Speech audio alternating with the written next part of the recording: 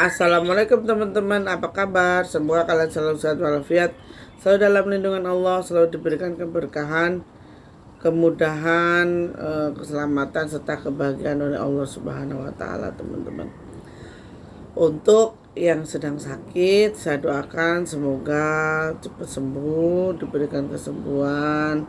Untuk yang sedang menghadapi masalah, semoga segera diberikan jalan penyelesaiannya, teman-teman, karena manusia itu adalah tempatnya salah dan manusia itu adalah tempatnya keliru, teman-teman. Jadi pasti setiap manusia mengalami cobaan. Bersyukur karena kita masih diberi cobaan, karena dengan cobaan itu kita akan belajar lebih dewasa ya, teman-teman. Kali ini saya akan menjawab pertanyaan teman-teman. Ada yang bertanya, Mbak, sebenarnya penunggu gunung manakah yang muslim, kan gitu. Nah, sebenarnya teman-teman, yang semua penunggu gunung itu adalah muslim.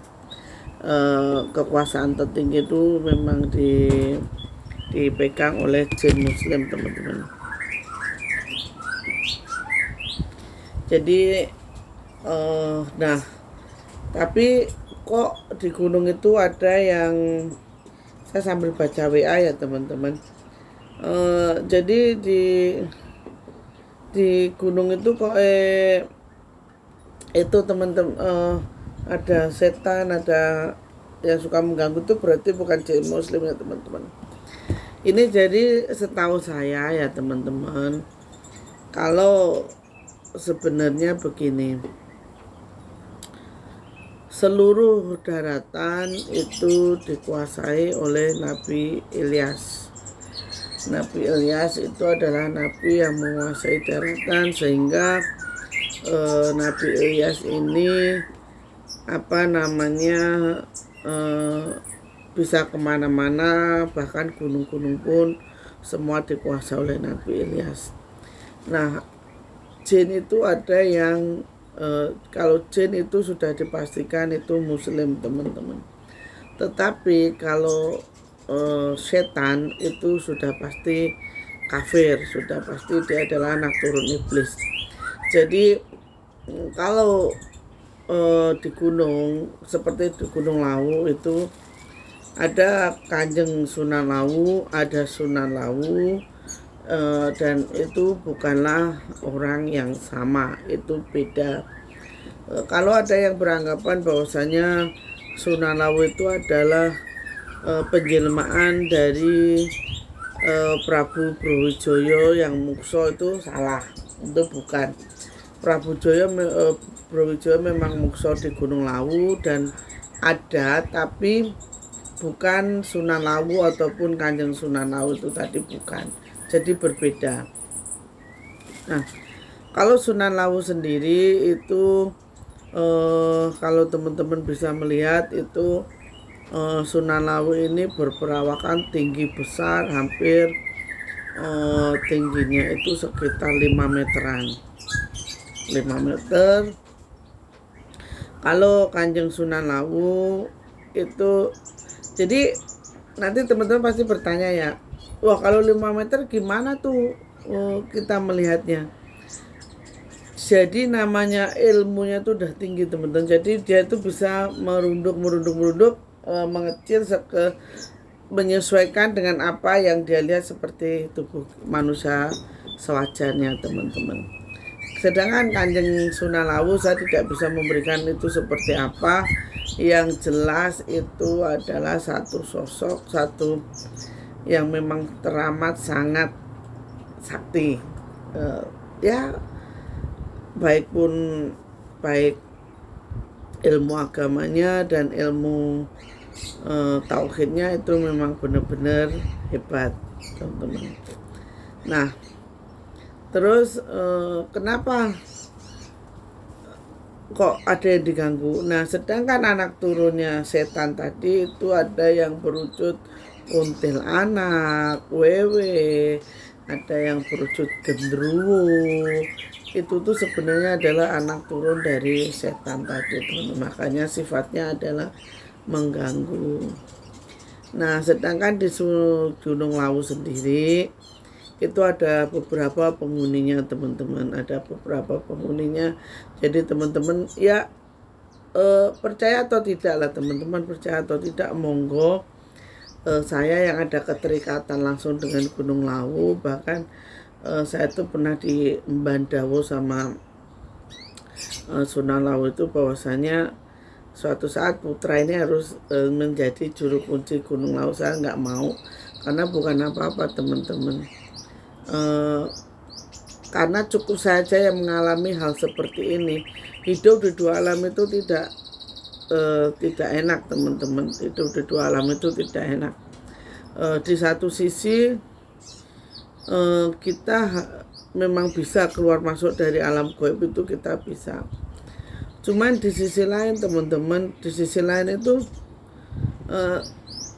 di kehidupan nyata kita itu akan dianggap orang yang aneh.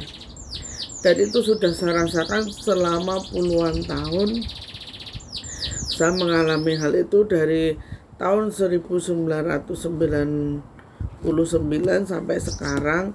Itu teman-teman bayangkan udah berapa tahun, teman-teman itu. Jadi saya itu hidupnya di dua alam.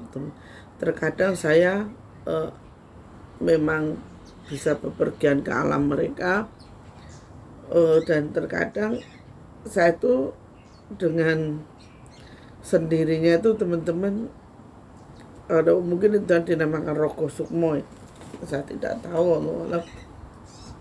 Jadi ketika saya tidur nih, saya itu melihat diri saya itu tidur itu, saya ngelihat anak saya, suami saya itu saya ngelihat. Terkadang ada perasaan, ya Allah, nanti saya itu bisa kembali nggak ke raga ini, teman-teman.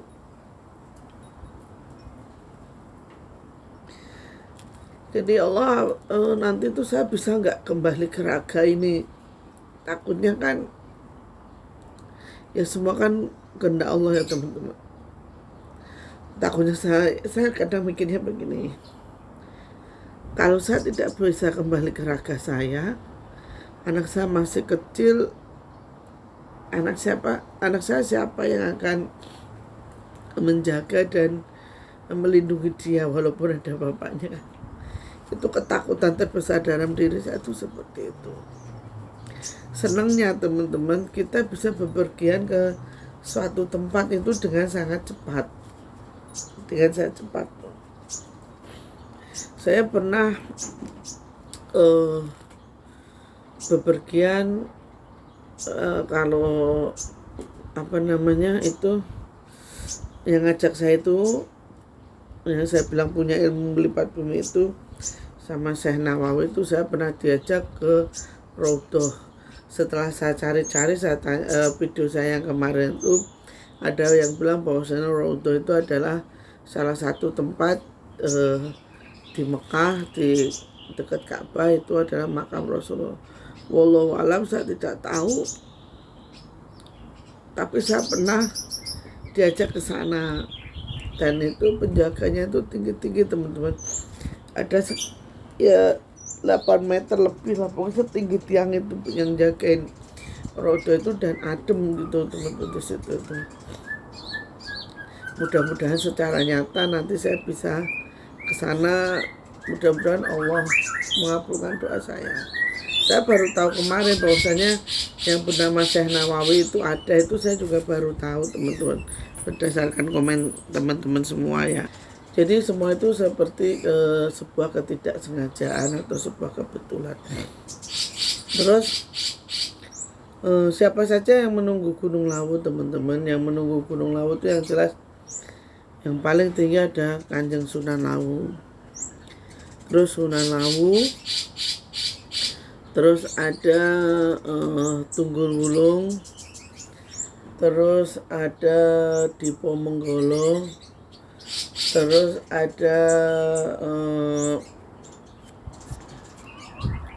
ada Ki Wongso Menggolo, Terus apa namanya, ada satu itu namanya Nyai Setinggi. Nah, mereka adalah satu sosok yang memang memiliki kemampuan yang sangat luar biasa,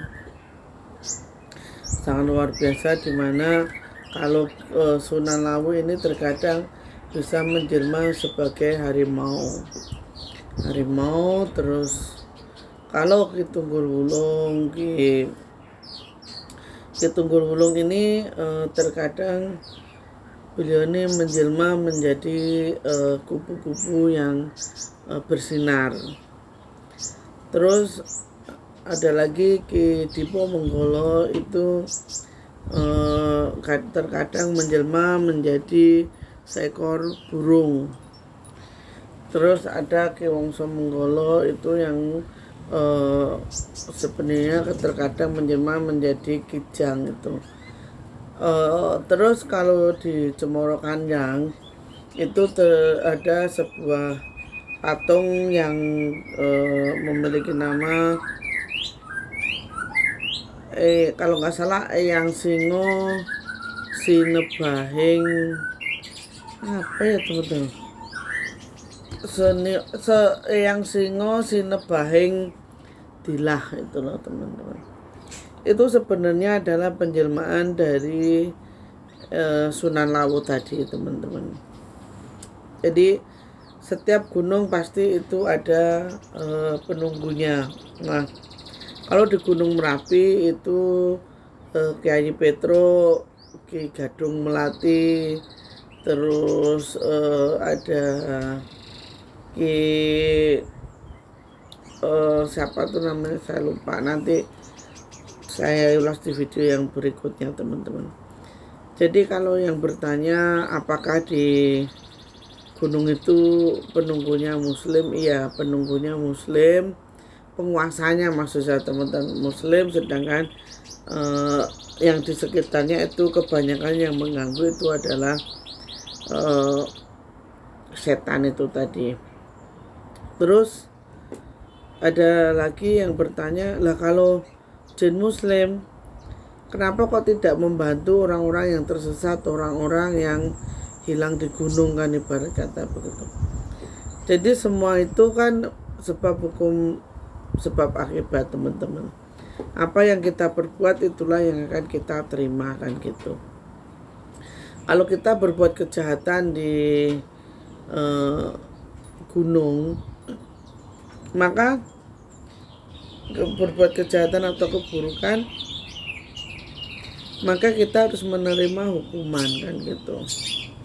Bisa jadi hukumannya itu sampai menghilangkan nyawa kita, kan. Nah, kenapa kok jin muslimnya tidak bisa mengganggu, tidak bisa menolong, kan mesti ada pertanyaan seperti itu, kan.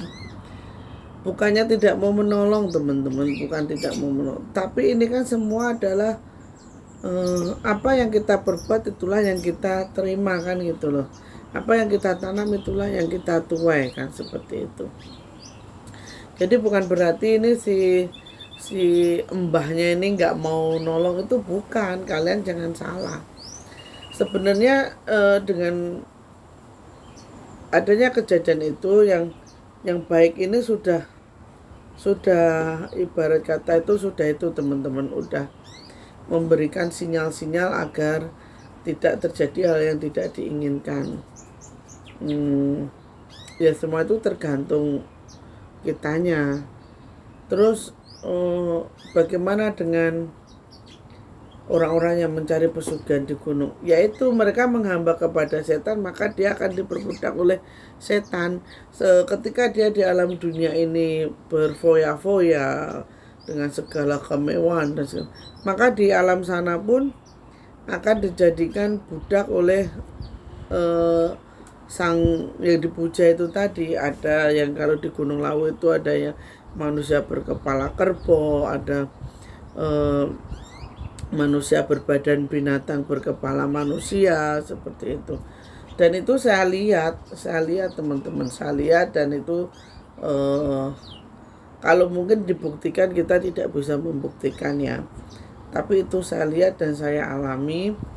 Jadi apa ya, pada intinya tuh bahwasanya kalau saya menjawab teman-teman ya, apakah yang di gunung itu muslim? Iya, muslim tentu muslim, walaupun ada di sekitarnya itu anak turunnya iblis yang menjadi setan itu yang mengganggu itu sebenarnya bukanlah penguasa gunung, tetapi adalah seperti kehidupan ini, kita ada rintangan-rintangan yang harus kita hadapi. Nah, terkadang kita itu terbelok oleh rintangan ini tadi, gitu loh teman-teman.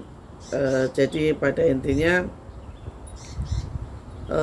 kita harus waspada dimanapun tempat kita berada, dan jangan sampai kita kita menghambakan diri kepada setan, karena kalau kita menghambakan diri kepada setan, suatu saat kita akan diminta pertanggungjawabannya dan kita akan dijadikan budak setan. Jadi seperti itu. Sekian ya teman-teman dari cerita gunung ini, mudah-mudahan ada manfaatnya. Kalau teman-teman mengalami hal yang sama, bisa komen atau bisa DM saya di IG ataupun di Facebook. Kalau untuk ngobrol-ngobrol nanti silahkan DM atau itu saya kasih nomor HP ya. Begitu. Akhir kata, assalamualaikum warahmatullahi wabarakatuh.